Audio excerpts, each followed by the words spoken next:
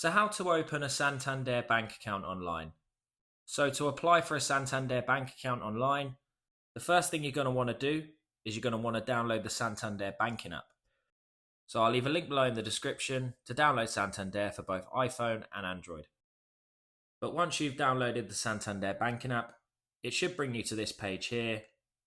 And to create a Santander bank account, you just want to click New Customer, Open an Account. Then once you've selected Open a Bank Account, you'll be given two options, which is a current account and a credit card. So because we want to open up a Santander bank account, we're going to select current account. So before continuing with this video, it's very important that you get ID on standby, as you will need to do some verification checks in order to set up the bank account. But it is very easy to do, and if you have all the relevant information on standby, you can usually set up a Santander bank account within minutes.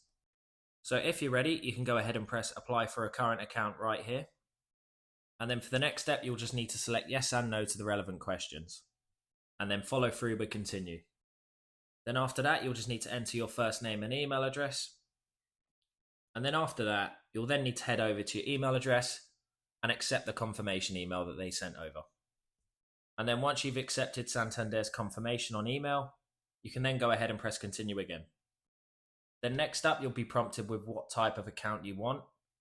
So for the example of this video, let's just say we want a standard everyday current account, which is currently free to set up. If you scroll all the way to the bottom, you can go ahead and press apply. Then once you've done that, you'll then see that there's 4 sections here that we have to run through. So the first one we have to start with is the About You section. So starting off with the About You section, you'll just need to enter your full name, as well as confirm if you've had any previous names before. Then once you've done that, you just need to enter your date of birth and gender, as well as your nationality. And then next up, just enter your phone number. Then for the next step, you'll just need to search for your address, and then confirm how long you've lived in that address as well. But then once you've entered your address, you can go ahead and press continue, and that will bring you on to the second step, which asks you for your ID. So for this step, you just want to follow it all the way through. So for this step, you're going to need to take a photo of your full driver's license, or if you haven't got a driver's license, you'll need to take a photo of your provisional. And then once you've taken a photo of your driver's license, you'll need to take a selfie. And then once you've taken the selfie, you're just going to need to confirm the details.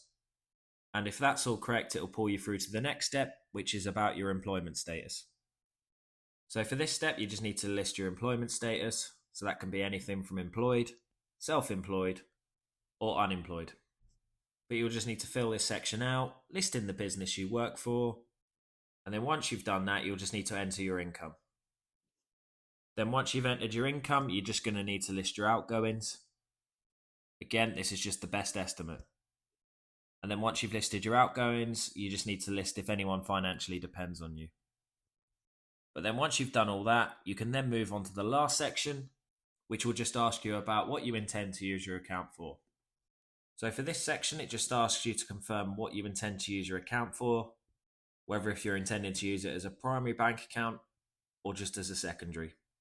Again, there is no right or wrong answer to this. Just fill it out with the best accurate information. Then after that, you'll then be asked to confirm whether or not if you intend to make an initial deposit. And then you'll just be prompted by terms and conditions.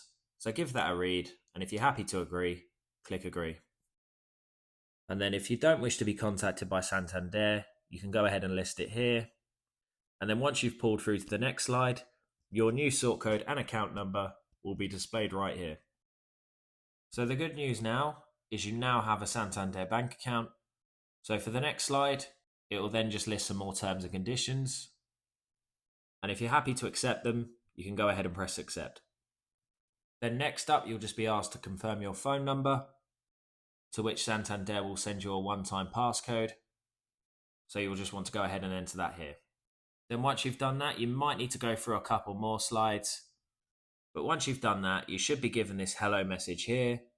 And then it will then display your new Santander bank account, and you can go ahead and start using it. And that is how you get a Santander bank account online. If you found this video helpful, please like and subscribe, as it does help the video out. If you have any questions, feel free to comment them below. And thanks again for watching.